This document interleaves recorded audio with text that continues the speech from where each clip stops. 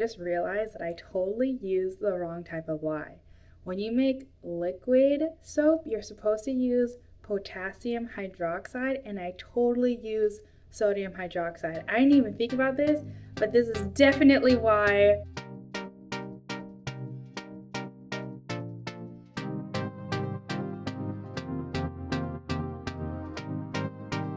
Alright, thanks for tuning back into UD Naturals. Today's video is about making soap.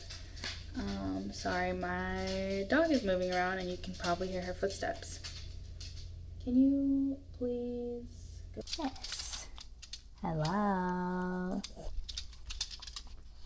Alright, so take two. So today's video is about making liquid soap. So because I've been making a lot of soap bars, I also have been getting really annoyed with how expensive laundry detergent is, dish soap is, and just buying hand soap. And I was like, I should just make liquid soap and just learn how to change it up to make it good for everything. And so I'm making a 0% soap because that's good for laundry detergent, because you don't want your laundry to have any type of oil collecting in it, so you want 0%. And from there, you can add glycerin or you can add oils to make it more moisturizing for when you use it for hands or even for dish soap so your hands don't get dried up when you're washing your dishes. So anyways, let's get into it and let's make some soap. Okay, first thing first is the ingredients. So today's ingredients, I am using distilled water. I have canola oil as my main oil, and then we have sodium hydroxide. Once again, sodium hydroxide. We are not using sodium. What's the other thing? I just realized that I totally used the wrong type of lye.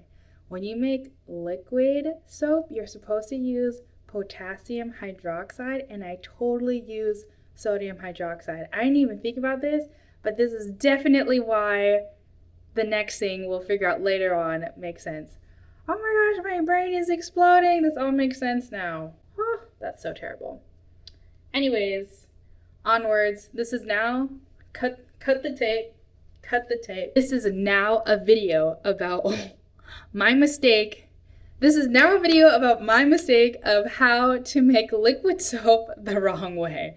But anyways, we're gonna watch it all the way through. I'm gonna show you how I did it. It worked. So today's video is a mistake.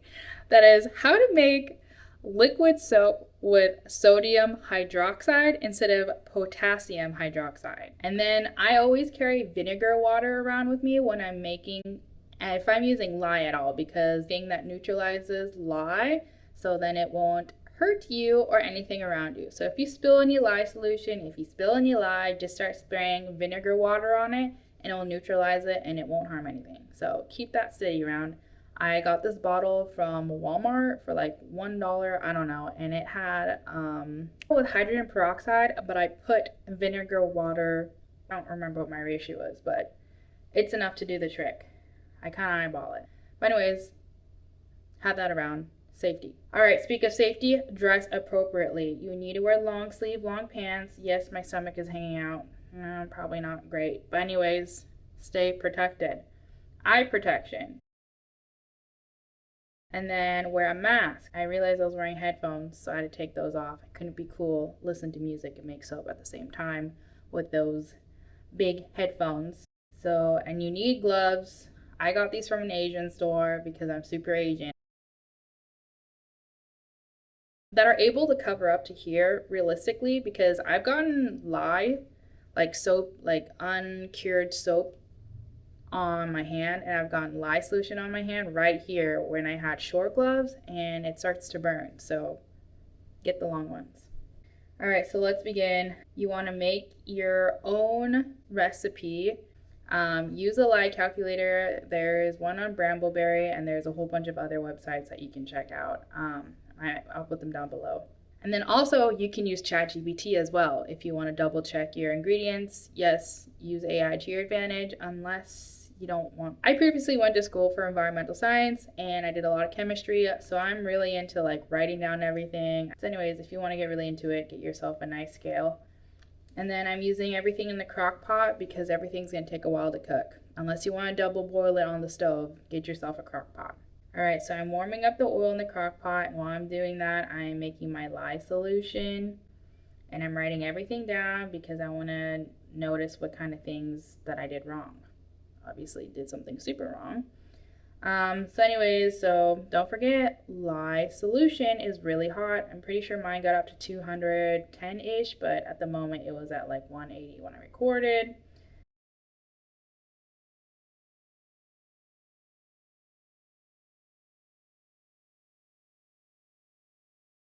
When my lye solution and my oils got around the same temperature, which was around 140, 150-ish, I decided to mix those together. So here I am stick blending, and then once it hit trace, once it gets thick, turns into a batter texture, that is when I put the crock pot on low and I just let it sit.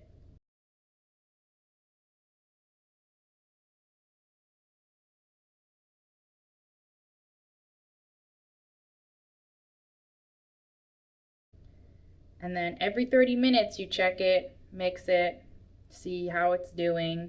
You don't want to sit too long and let the bottom burn, so you can just keep mixing it every 30 minutes.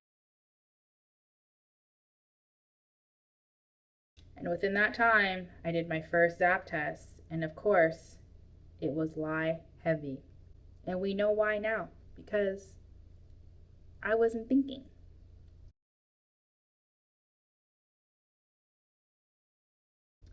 Anyways, so I tried adding water because sometimes adding water helps that. And when you add water, make sure it's hot water. You don't want to put cold water in it because then you're going to make the reaction, make the soap get hard. So you want to use hot water to blend it in nicely. And so then my texture turned into like an applesauce-y thing, which of course then after a while I thought maybe I should do my Zap test now. Water didn't help. All right, so I let it rest more, hopefully thinking that it was, getting its chemical reaction to go on some of the oils that didn't merge with the lye. But that wasn't the case. So here I am doing the third Zap test before I go to sleep. No success. So at this point, we're hitting close to 24 hours because I started at 10 a.m. and here we are at night. So it's like 12 hours, but you don't want to let your crock pot go overnight, however long you sleep, because you don't want it to burn. So you're going to shut everything down, put plastic wrap on top, put the cover back on, and you can check back to it the next day. All right, so it's the morning time. I'm checking my stuff. Excuse me. It looks white, chalky, dusty. Not great. Hopefully you don't have to take that long because it should take really only like 6 hours to do this process. Clearly I did something wrong, which we all know why.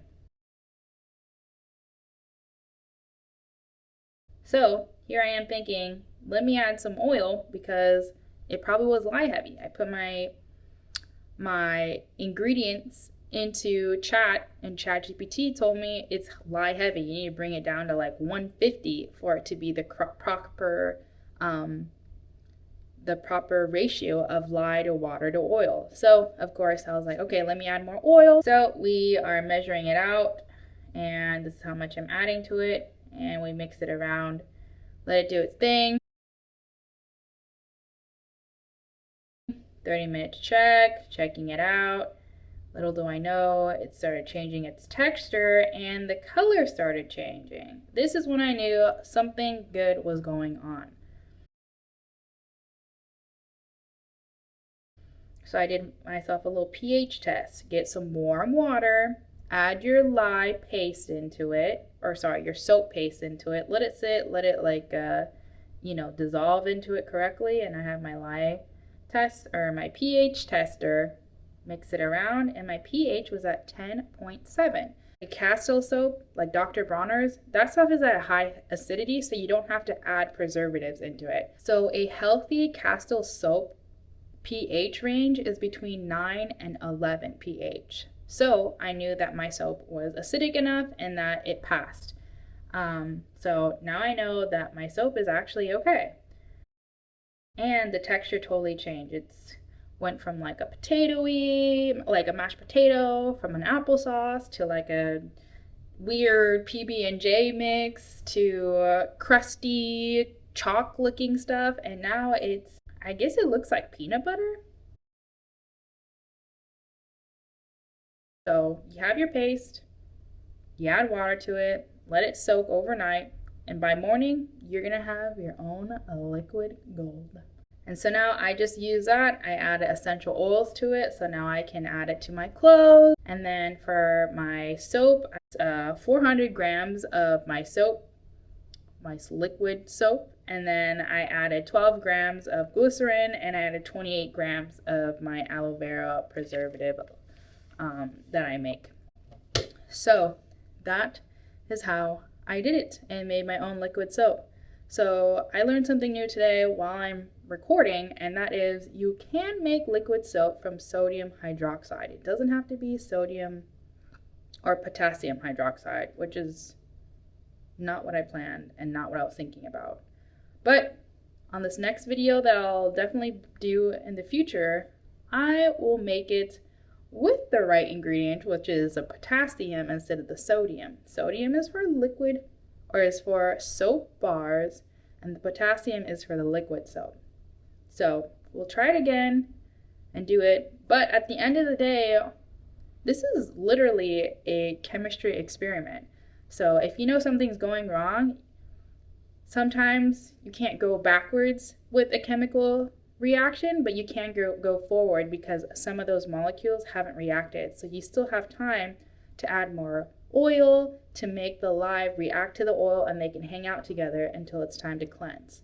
So there you have it. That's my video on how to make your own liquid soap with, of course, lots of errors and lots of learning. If you like videos like this, give me a thumbs up and I can do more videos of me experimenting with soaping and how I'm sharing my journey along the way. So hopefully you liked it. Let me know in the comments below if you make a soaping mistake before, and stay tuned for more videos with Yule Naturals.